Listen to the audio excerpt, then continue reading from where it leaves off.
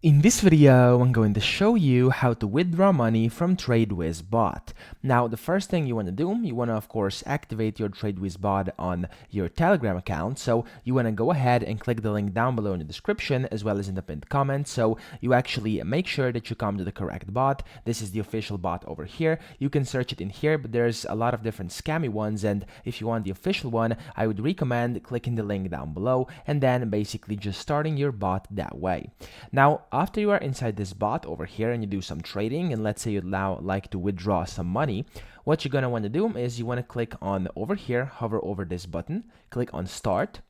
And then once you do that, you want to hit the wallet option over here in the middle. And here you want to click on withdraw Sol, so withdraw Solana. After you do that, first you're going to have to set the withdrawal address. So you want to just click on set withdrawal address, and then you want to paste in the address you would like to send the tokens to. So for me, I'm going to just basically copy this one.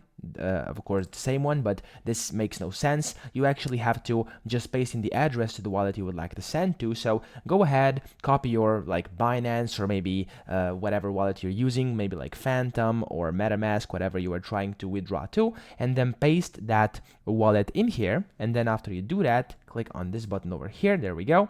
And then this is going to get set over here. And then you simply want to click on where it says X Sol. Click on that. And then you have to basically enter in the amount of Solana you would like to withdraw. So over here, it's going to say how much you have. Usually you can't really withdraw this much because of the fees. So just put a number that is a bit lower than that. So for example, 0.05 should work over here. And then just click on enter again or the send button. And this is going to get withdrawn to your address that you set over here. If you made a mistake, just click on over here and you can just change it whenever. So that's pretty much it. I hope this video helped you out. If it did, please subscribe to the channel and help me out as well.